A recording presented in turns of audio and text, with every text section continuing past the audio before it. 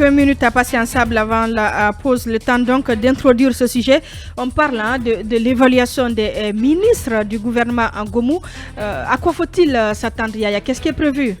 Alors, c'est une activité à laquelle tient énormément le président de la transition, nous apprendons. Alors, en conseil des ministres de ce jeudi 20 juillet, l'OPM a obtenu justement du président l'annulation du conseil interministériel. Pour la circonstance. Oui, justement, donc du mardi prochain et du prochain conseil des ministres prévu le jeudi prochain. Alors, ce remaniement serait en prélude, cette évaluation serait en prélude d'un remaniement gouvernemental imminent. On va mettre ça au conditionnel. Oui, nous apprendrons. Alors, la semaine prochaine sera donc rythmée par cette activité. Une évaluation à mi-parcours résultant justement de la signature le 3 janvier 2023 des contrats de performance entre l'OPM et les membres du gouvernement. L'évaluation compterait 11 critères. On ne les a pas encore détaillés. Nous apprend, le confrère du JELI. Effectivement. Voilà, et les notes seront plafonnées sur 100. Et de la part des ministres, il y a déjà en mai une auto-évaluation et en octobre. Alors en prélude justement à l'évaluation, les ministres ont déjà présenté un certain nombre de documents. Il s'agit du plan d'action opérationnelle, le tableau de suivi des indicateurs de performance via une plateforme numérique accessible à toutes les parties prenantes. Alors les notes, on nous apprend, vont varier de la mention excellente à la mention faible, en passant par passable bien sûr. Et cette semaine-là, ça sera de la semaine du 24, du lundi 24 au lundi 31 juillet que cette évaluation va se dérouler. Alors chaque jour, 4 ministres vont passer devant les évaluateurs et ils vont exposer pendant 20 minutes. Chaque ministre aura 20 minutes pour exposer.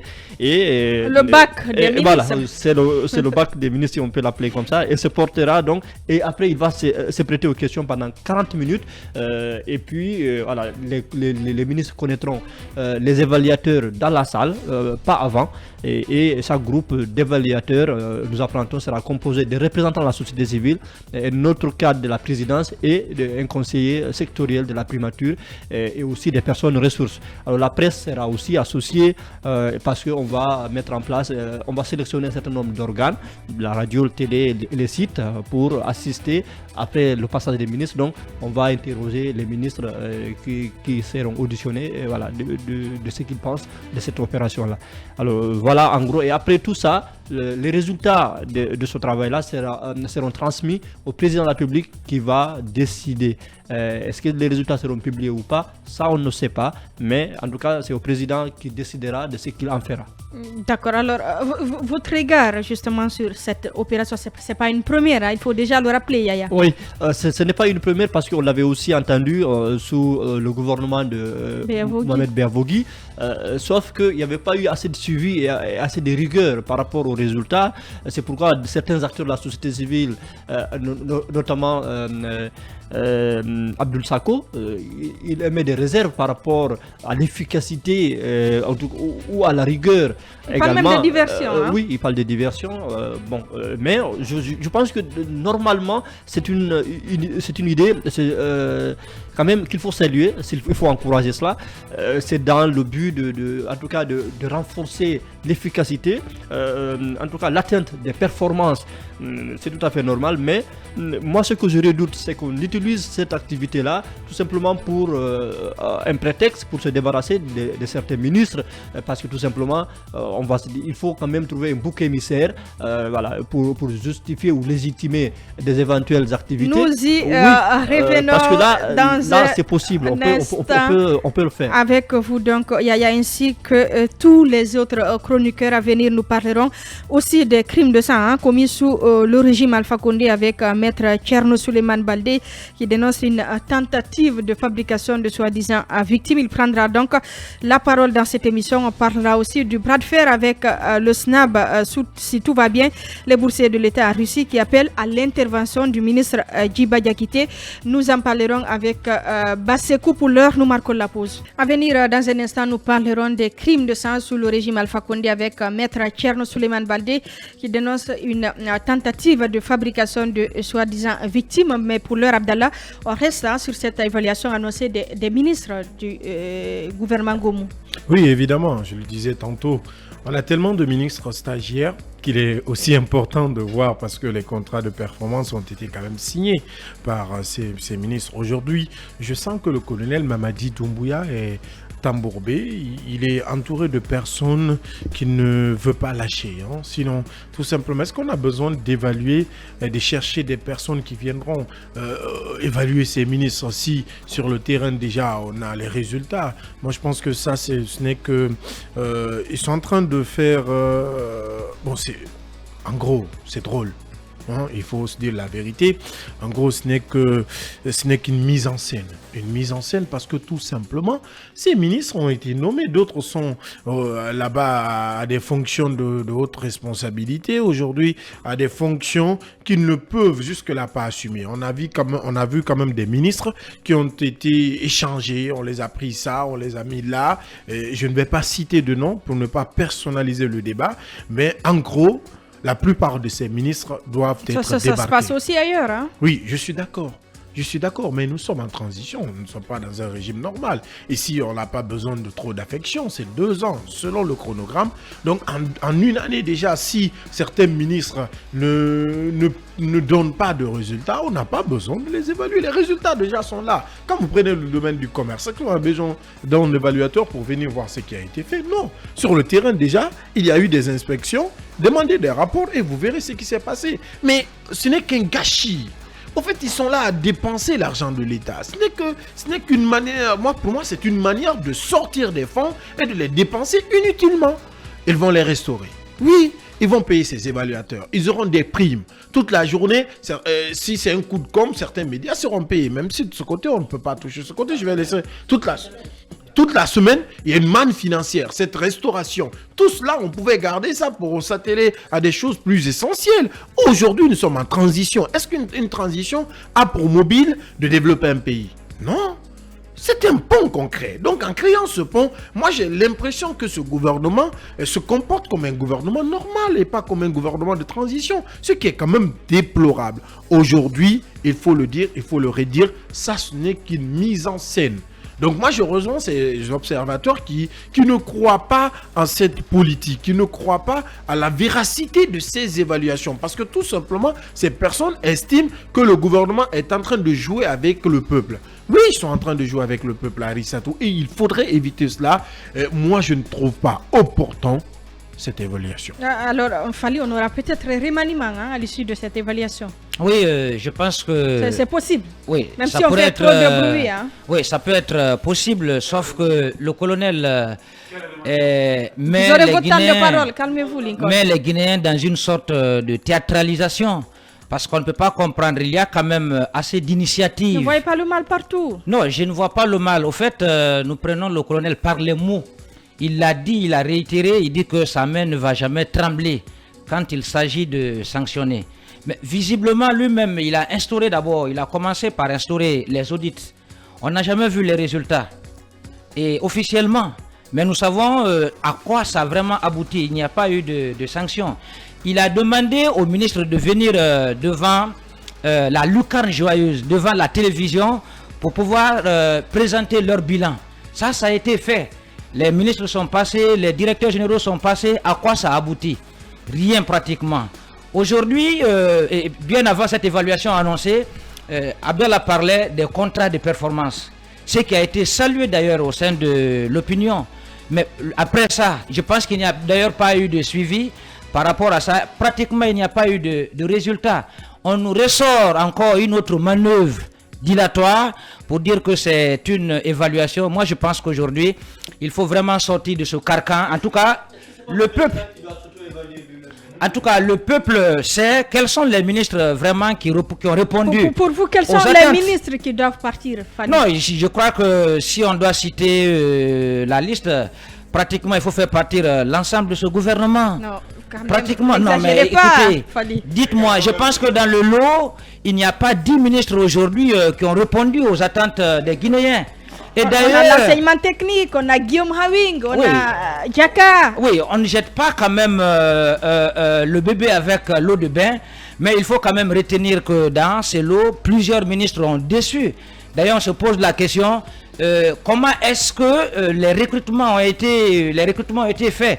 Et vous savez, le casting, et vous savez que même dans la presse, il y avait eu des fuites, notamment de certains dossiers, des gens qui ne répondaient pratiquement pas, si vous voulez, qui ne pouvaient pas répondre aux attentes des Guinéens.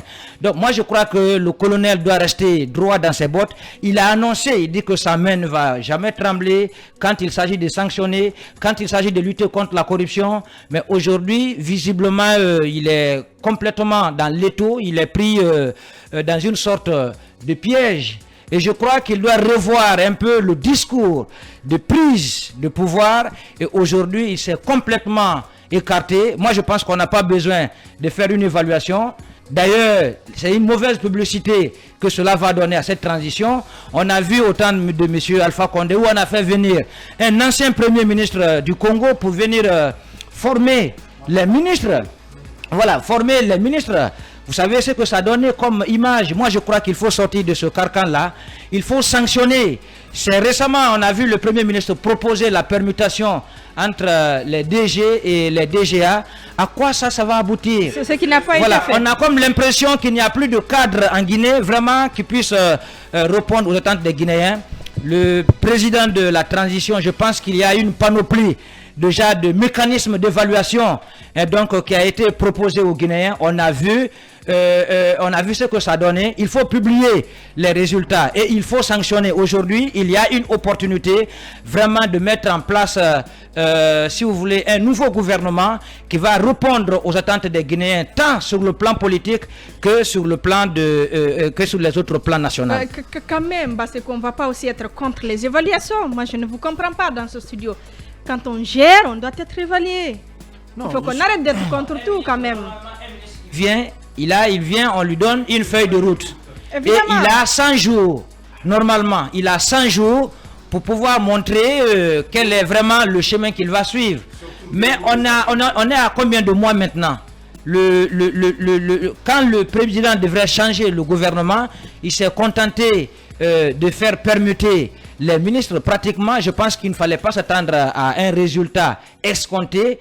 Aujourd'hui, le gouvernement tourne en rond, mais je pense qu'il a montré ses limites. Il faut faire partir ceux qui ne sont pas à même aujourd'hui de faire des résultats, parce que le temps file et il faut s'atteler à la mise en œuvre, si vous voulez, du chronogramme de la transition. Moi, je pense que c'est d'ailleurs une sorte de théâtralisation. Laisser ce qu'on doit faire et se livrer à une sorte de jeu qui ne va rien donner. Très sévère. Depuis le début de l'année, nous sommes à 7 mois. C'est une évaluation à mi-parcours. Vous savez, des contrats de performance ont été signés pour notamment voir ce qui peut être fait par les différents ministres, les directeurs nationaux, en ce qui concerne les objectifs qui leur étaient assignés. Mais au-delà de cette évaluation, parce que l'évaluation, son objectif, c'est ça permet d'avoir des données chiffrées, notamment en termes d'objectifs atteints et non atteints, et sur la base notamment de ces éléments, le président de la République peut prendre un acte pour démettre ou confirmer le ministre en poste. Mais au-delà de ça, les réalités, là où je suis d'accord avec les autres, c'est que les réalités sur le terrain parlent d'elles-mêmes. Vous avez des secteurs aujourd'hui où vous n'avez pas besoin de faire une évaluation pour vous rendre compte en réalité des insuffisances de résultats qui ont été portés dans ces secteurs. Si vous prenez aujourd'hui par exemple, moi je prends un secteur, c'est le secteur par exemple de la sécurité.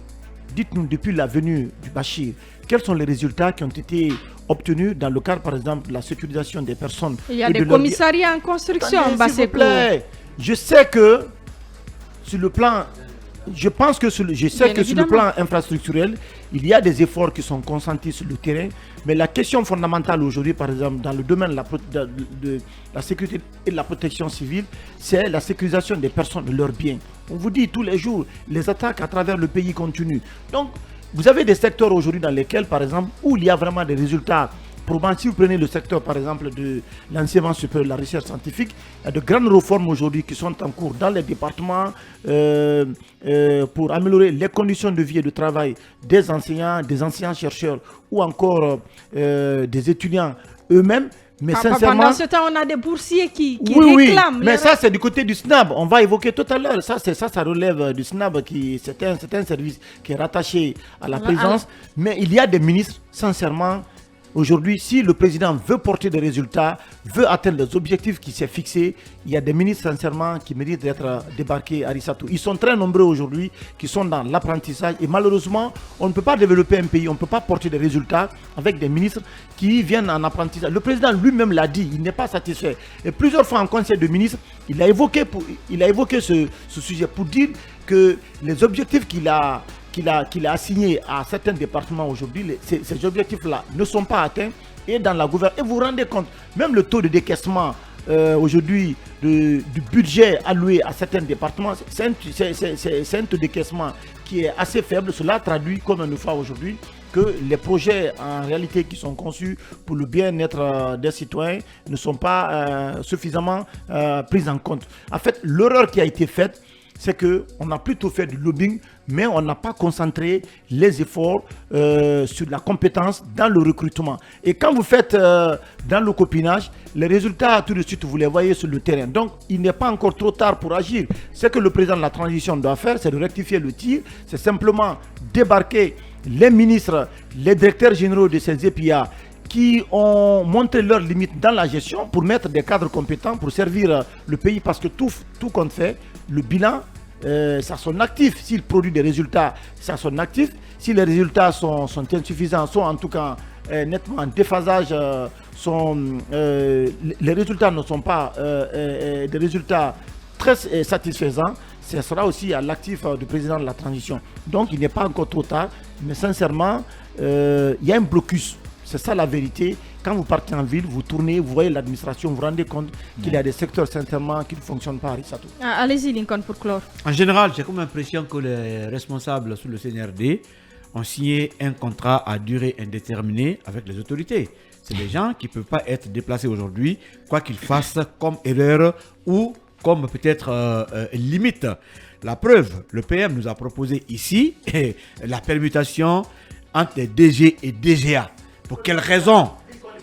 Non, je dis la preuve, c'est pour dire que quel que soit le problème que tu commets, ou ton incapacité ou ton incompétence, tu dois rester chef parce que c'est un contrat signé pour être chef pendant la transition. Au Mali récemment, Goïta a mis dehors la plus grande partie de son gouvernement sans passer par un concours ni une évaluation. C'est le président. Écoutez, un dirigeant ne menace pas. La menace ou la dénonciation relève de l'opposant ou de l'opposition. Un dirigeant agit, tu as le pouvoir d'agir. C'est ici qu'un président dit que le temps de stage a été trop long. Maintenant, quittons le stage pour aller en pratique.